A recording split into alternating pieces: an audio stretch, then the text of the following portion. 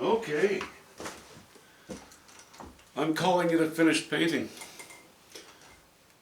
I'm actually happier with it than I thought I was going to be. And that's thanks in no small part to making this decision to repeat this style and technique in the foreground, the strength of it, you know. I think that helped quite a bit. I did not go as dark down here as I thought I was going to. I did not go very dark on this rock like I thought I was going to. But then I kind of decide those things as I go along. I have something in my mind's eye before I paint an area, but then as I get into it, it can change just like that. If it's not going to work, it'll tell you pretty quickly. Then it's time to move laterally, make your decisions, change your decisions. So, I'm not sure what to say about it. I know that I've described the colors as I've gone through it while I was painting things, but I'll just do a quick recap of them. The blues, okay, all the blues in the sky and the water, I've used cobalt blue. With the exception of just a smattering of ultramarine blue, in addition to the cobalt blue, and of course alizarin crimson and yellow ochre, when we came down here. And very little of that ultramarine is showing. It's pretty much been killed by the amount of cobalt blue that I used. All of the blues in the rock are ultramarine blue. And raw umber, and yellow ochre, and burnt sienna. A little redder shot here, a little redder shot here. That is a bit of ultramarine blue, and some raw umber, and some alizarin crimson. These trees, as I mentioned, I made a big mistake to start with, but we've corrected that now. I've gone in with ultramarine blue, burnt sienna, and white.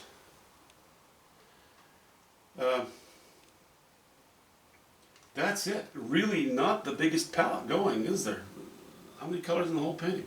1, 2, 3, 4, 5, 6, 7. Yeah, pretty much a 7-color palette. Oh yeah, so these colors here, like the blues that I used in the sky and in the water, those are the blues. But they've been mixed in with, at times, ultramarine, or no, at times alizarin crimson and yellow ochre. You know, getting towards the warmer, more intense areas, of course, I'm favoring yellow ochre and titanium white and a bit of alizarin crimson. And then where we have just the highest values, we've just gone with straight yellow ochre and white. No cadmiums used in this painting at all.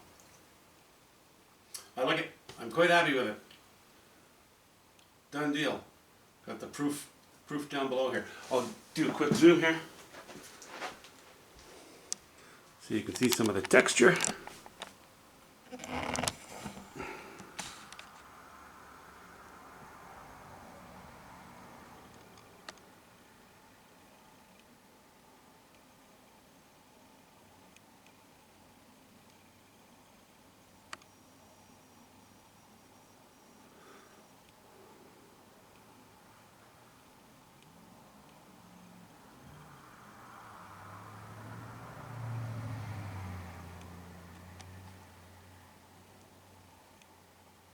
Not a huge variety of color in those rocks, but I think just enough, especially because we repeated them in the foreground.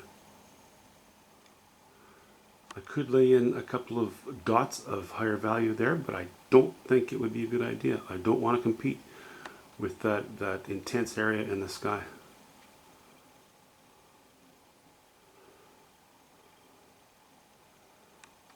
That appears to be very blue through the camera. In reality, standing face to face, it is not.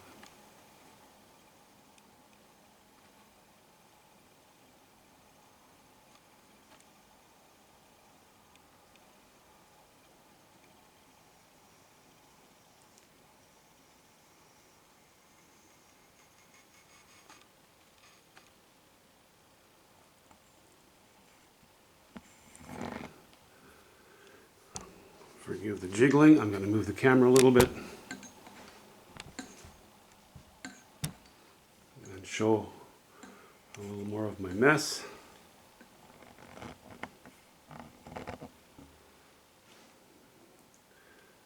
All right.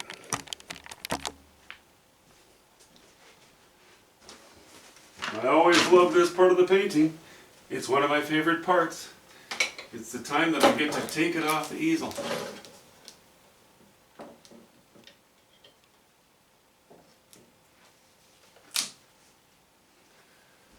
Bring it upstairs, live with it, and hopefully I'm happy with it and do not have to consider coming back to revisit it. And now we have this wraparound 30 by 30 inch. Get that centered on here. Make sure it's sticking proud of the easel a little bit.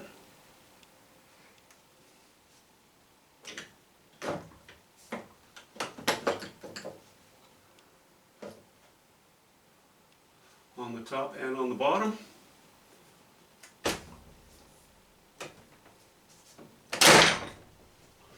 Well, that wasn't smart. It wasn't locked in place. Well, it is now. Okay. You know, these wraparounds, I like to leave the folds on top and on the bottom. Because typically when you're looking at a painting, you're approaching it. Let me just get down here so we can see each other. When you're approaching a painting, you'll approach it from one side or the other. If it's of any size, you won't be looking at the top or looking down on it or up at it. Usually you try to, things are hung generally to try to keep them sort of eye level. Not always, but often enough. Before spray varnishes came along, I used to actually make my own varnishes, but then I would apply them with a brush.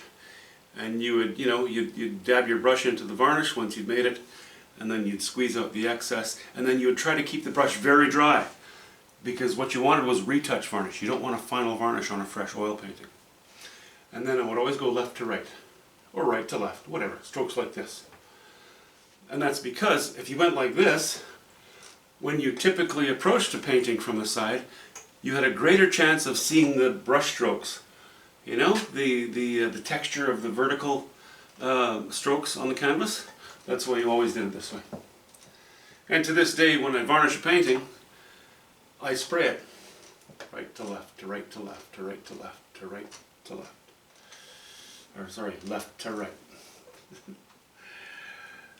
So, yeah, so because of that, I keep the folds on top. That way, I think you minimize the visibility of them. You have a cleaner edge on these wraparound canvases because people often do not frame them. I don't paint around the edges of my painting. I don't continue the painting around the edges unless it's a special request.